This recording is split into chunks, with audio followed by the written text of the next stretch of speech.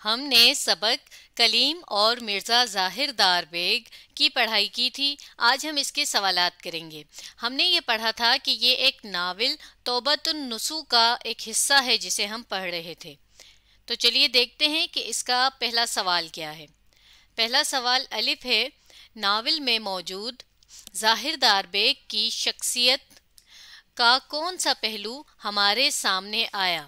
یعنی ہر انسان کی شخصیت میں بہت سی باتیں ہوتی ہیں، لیکن ہم نے جو اس میں پڑھا ہے وہ کیا ہے، ہم نے وہ بتانا ہے۔ اب سارے پہلو تو ایک ہی حصے میں یا پورے ناول میں نہیں بتائے جا سکتے، مگر ان کی کچھ باتوں سے، کچھ ایسے کاموں سے ہمیں یہ پتہ چل جاتا ہے۔ چلیے دیکھتے ہیں کہ ناول کے کس حصے میں ہم نے ظاہر دار بیگ کے بارے میں پڑھا تھا۔ دیکھیے شروع ہی کے حصے سے ہم نے یہ پڑھ لیا تھا کہ کلیم اور مرزا ظاہر دار بیگ آپس میں دوست تھے، لیکن کلیم کبھی مرزا کے گھر نہیں گیا تھا، پر مرزا ظاہر دار بیگ جو تھا وہ ہر روز جو ہے ان کے گھر آیا کرتے تھے۔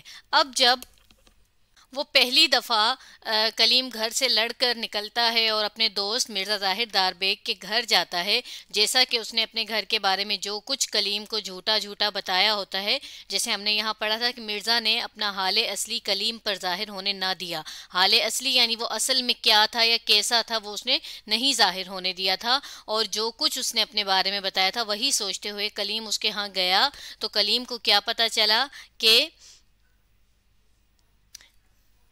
جب دوسری لونڈی کہتی ہے، اری کمبخت، یہ کہیں مرزا بانکے کے بیٹے کو نہ پوچھتے ہوں، وہ ہر جگہ اپنے تئیں یعنی اپنے آپ کو جمعدار کا بیٹا بتایا کرتا ہے۔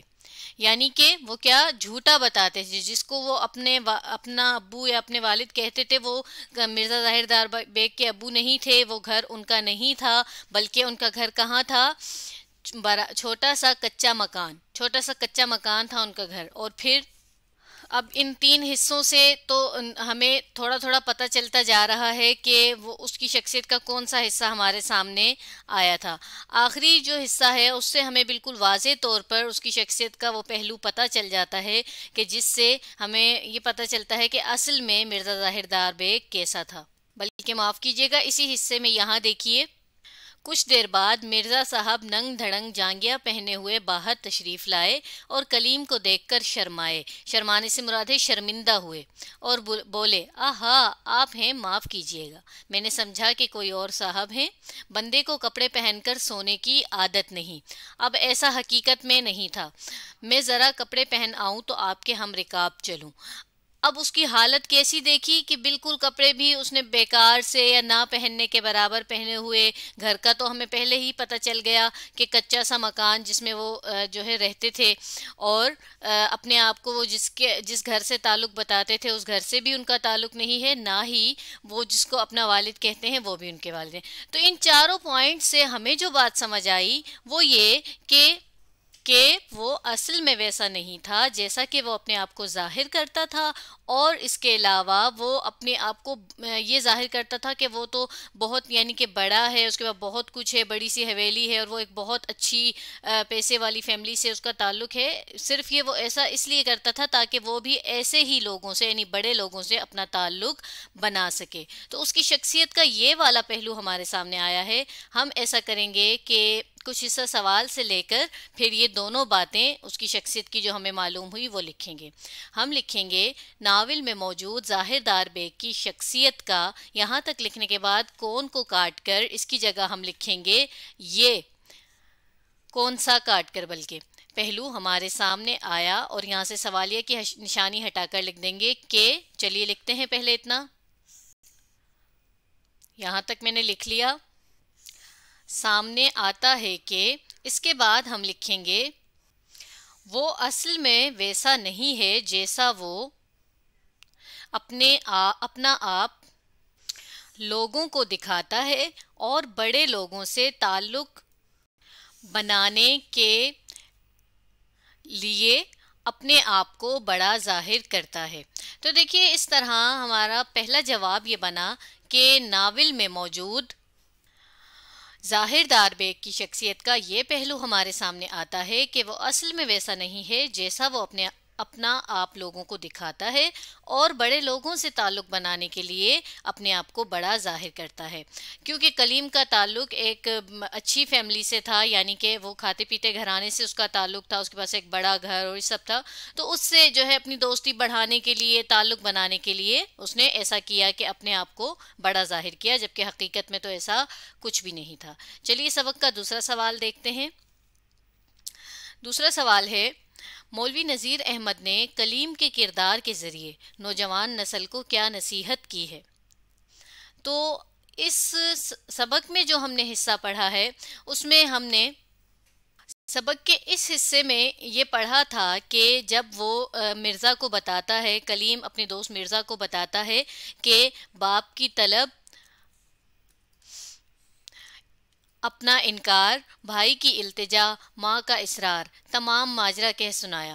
ان ساری باتوں کو ہم نے یہ سمجھا تھا کہ اس کے والد نے جب اس سے کہا کہ وہ اب جو ہے یہ شعر و شاعری کے علاوہ بھی کوئی ذمہ داریاں اٹھائے اور گھر میں جو ہے دھیان دے، تو اس خواہش کو اس نے بالکل انکار کر دیا، ان کی اس خواہش کو پورا نہیں کیا، بلکہ وہ ناراض ہو گیا ان سے۔ اور اسی طرح بھائی نے بھی جب اس سے جو ہے اسے روکا، اسے گھر سے وہ نکل رہا تھا، گھر سے گھر چھوڑ کر جا رہا تھا، اس کی التجا بھی اس نے نہیں سنی۔ اسی طرح ماں نے جب اسے اتنا کہا تب وہ بھی اس نے کوئی بات نہیں مانی، اور اس طرح ان سب سے وہ لڑ جھگڑ کر اور اپنے باپ کی اتنی سی بات پر ناراض ہو کر وہ گھر چھوڑ کر چلا جاتا ہے، کہاں؟ اپنے ایک دوست کے پاس۔ اور وہ دوست کیسا نکلتا ہے اس کا ہم نے ابھی پہلے حصے میں حال کچھ پڑھ لیا، معاف کیجیے گا، پہلے سوال میں بھی کچھ حال پڑھا ہے، اور ہم نے سبق میں بھی یہ پڑھا تھا کہ وہ کیسے کلیم کو مسجد میں ٹھہراتا ہے اور کہتا ہے کہ اس کے گھر میں جو ہے اس کی بیوی بیمار ہے، اسی لیے وہ کوئی کھانا وغیرہ بھی اسے نہیں پوچھتا، بلکہ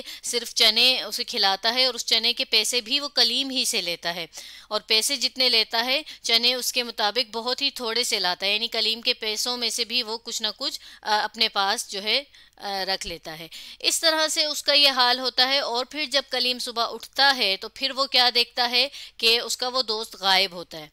تو اس طرح سے وہ گھر سے لڑ جھگڑ کر اپنے دوست کے بھروسے پر نکلتا ہے، اور جس گھر سے اسے مرزا نے بستر لے کر دیا ہوتا ہے تو وہ بھی اس کے پیچھے پڑ جاتے ہیں کہ یہ بستر تم نے ہی چرایا ہے، جبکہ کلیم جب سو جاتا ہے تو وہ بستر اس کا چوری ہو جاتا ہے۔ اب یہاں پر ایک بات یہ بھی ہے کہ محلے کی جو مسجد ہوتی ہے اس میں اگر کوئی مہمان آئے تو اس مہمان کے کھانے پلانے کے لیے تو محلے کا کوئی بھی گھر کھانا دے دیتا ہے، بستر چاہیے ہو تو کوئی بھی گھر دے دیتا ہے، تو وہ جس گھر سے بستر دیا گیا ہوتا ہے وہ بھی مرزا کا نہیں ہوتا بلکہ محلے کا کوئی گھر ہوتا ہے۔ اس طرح جب وہ کلیم کو چور سمجھتے ہیں تو کلیم پھر آخرکار تھانے جا پہنچتا ہے، اور تھانے میں جب پہنچتا ہے تو جب وہ اپنے والد کا نام بتاتا ہے تو لوگ تو پہچانتے ہی نہیں، اپنا نام بتاتا ہے تو اسے بھی نہیں، کیونکہ اس کی حالت اتنی خراب ہوئی ہوتی ہے۔ اس ساری تفصیل سے ہمیں یہ سمجھ آیا تھا کہ ایک تو یہ کہ کسی اور کے بھروسے پر، یعنی اپنے گھر والوں کے علاوہ کسی بھی اور پر، چاہے وہ ہمارا دوست ہو کوئی یا کوئی بھی باہر کا شخص ہو، ہمیں اس پر اتنا زیادہ بھروسہ نہیں کرنا چاہیے کہ بعد میں ہمیں پچھتانا پڑے۔ اور دوسری بات جو سب سے اس میں اہم پوائنٹ بتایا گیا ہے وہ یہ کہ والدین کی کبھی بھی نافرمانی نہیں کرنی چاہیے، اور اگر نافرمانی ہو بھی جائے تو ہمیں فوراً ہی اس کی معافی مانگ کر اس کو درست کرنے کی بھی کوشش کرنی چاہیے۔ جیسے اب جب تھانے والے کلیم کو اس کے والد کے پاس لے جا رہے ہوتے ہیں، وہ کتنا شرمندہ ہو رہا ہوتا ہے، اور وہ شرمندگی اس کے چہرے سے، اس کی ہر بات سے محسوس ہو رہی ہوتی ہے۔ تو اب ہمارے پاس تو صرف اتنا ہی حصہ ہے، لیکن مختصراً میں آپ کو بتا دوں کہ بعد میں وہ سدھر بھی جاتا ہے، یعنی اپنے والد کی کہی ہوئی جو بات ہوتی ہے وہ مان بھی لیتا ہے، یعنی اپنی غلطی کو درست کرتا ہے۔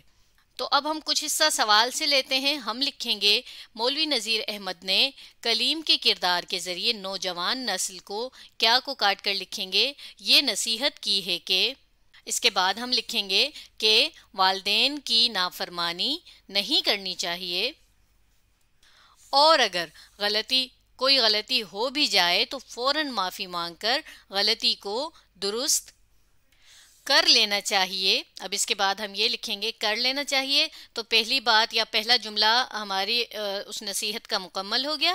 اس کے بعد ہم لکھیں گے کہ اس کے علاوہ کسی پر بھی اپنے گھر والوں سے ज़्यादा भरोसा नहीं करना चाहिए।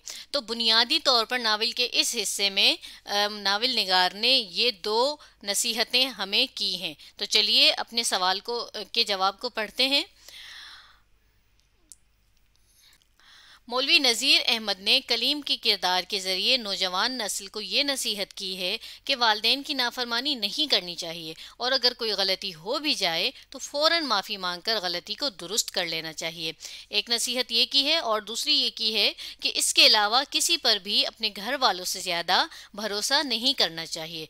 तो बुनियादी तौर पर ये दो बातें हैं। चलिए सबक का तीसरा सवाल देखते हैं कि क्या है। सबक का तीसरा सवाल है, जाहिरदार बेग जैसे लोग हमारी ज़िंदगी और मुआशरे में क्या किरदार अदा करते हैं। अब उसकी शख्सियत के बारे में तो हम पढ़ चुके हैं पहले सवाल में कि वो कैसा शख्स था, उसकी शख्सियत कैसी थी, और उसके बाद हमने ये भी देख लिया दूसरे सवाल में मज़ीद उसके शख्सियत के बारे में हमें वजाहत मिल गई। अब ये पूछा गया है कि ऐसे लोग हमारी ज़िंदगी में कैसे क्या किरदार अदा करते हैं और उसके अलावा वो ओवरऑल माशरे में उनका क्या कैरेक्टर होता है, क्या उनसे जो है माशरे पर असर पड़ता है। तो इसका हम अगर सबक ही से जवाब देखें तो हमने पहले हिस्से में ये पढ़ा कि वो रोज़ डेली कलीम के यहाँ जाता था, अपने दोस्त के घर जाता था और वहाँ पर पूरा दिन उसके पास रहता था। देखिए यहाँ हमने ये पढ़ा था ना कि बिला नागा जाता था, कभी शाम को भी सुबह को भी। अब अगर पूरा दिन कोई हमारे घर ठहरेगा तो जाहिर है वो फिर खाता पीता भी उधर ही है। तो इस तरह से अपना तो वो फ़ायदा वहाँ उससे कलीम से पूरा हासिल कर रहा था, जो जितना वो उससे मतलब अपना निकाल सकता था। मगर जब कलीम को ज़रूरत पड़ी तो क्या हुआ कि वो उसे मोहल्ले की मस्जिद में सुलाकर खुद गायब हो गया। तो एक बात हमें ये पता चली कि मिर्ज़ा ज़ाहिरदार बेग जैसे लोग अपना फ़ायदा तो निकाल लेते हैं, लेकिन जब हमारा वक्त आए यानी हमें कोई ज़रूरत पेश आए तो वो फिर इस तरह से गायब हो जाते हैं और इस तरह से इनकारी हो जाते हैं हमारी मदद करने से। और अगर हम माशरे पर इसका असर देखें तो ऐसे लोगों से क्या असर पड़ता है हमारे माशरे पर कि उनकी इन बुरी या गलत आदतों की वजह से माशरे में कुछ अच्छाई पैदा नहीं होती बल्कि माशरा ख़राब होता है, बिगड़ता है। कैसे? अब देखें माशरा कैसे बनता है। माशरा लोगों से बनता है और लोग जब एक दूसरे का एहसास करते हैं, एक दूसरे की मदद करते हैं, एक दूसरे का ख्याल रखते हैं तो एक अच्छा माशरा बनता चला जाता है। लेकिन जब हमें मदद के बदले में मदद ना मिले, अच्छाई के बदले में अच्छाई ना मिले तो माशरा कैसे आगे बढ़ेगा, माशरा कैसे अच्छा होगा। तो इस तरह के लोग माशरे में अच्छाई तो कोई भी पैदा नहीं करते बल्कि इनकी वजह से खराबियां पैदा होती हैं माशरे के बढ़ने में। और दूसरी बात ये कि देखें किस तरह से लौंडी जो है उसके बारे में बात कर रही है, बिल्कुल उसे वो इज्जत के अंदाज में उसके लिए बात नहीं कर रही। तो ऐसे लोगों की माशरे में कोई इज्जत भी नहीं होती उनकी इन्हीं बुरी आदतों की वजह से। तो हम अपने जवाब में ये लिख सकते हैं कि कुछ हिस्सा सवाल से लेते हैं जैसे जाहिरदार बेग जैसे लोग। अब इसके बाद हम लिख सकते हैं कि हमसे फ़ायदा उठा लेते हैं। चलिए लिखते हैं, हमसे फ़ायदा उठा लेते हैं लेकिन वक्त, इसके बाद हम लिखेंगे वक्त पड़ने पर हमारे किसी काम नहीं आते। और दूसरा जुमला हम ये लिखेंगे कि इसी तरह वो माशरे को बेहतर बनाने में भी कोई किरदार अदा नहीं करते बल्कि उनकी कुछ। तो इस तरह हमारा ये जवाब बना कि जाहिरदार बेग जैसे लोग हमसे फ़ायदा उठा लेते हैं लेकिन वक्त पड़ने पर हमारे किसी काम नहीं आते। इसी तरह वो माशरे को बेहतर बनाने में भी कोई किरदार अदा नहीं करते बल्कि उनकी कुछ आदतें माशरे में ख़राबी की वजह बनती हैं। तो आज हमने सबक कलीम और मिर्ज़ा ज़ाहिरदार बेग के सवालात किए। आप इस वीडियो को दोबारा देखिए और इस सबक को समझने की कोशिश कीजिए।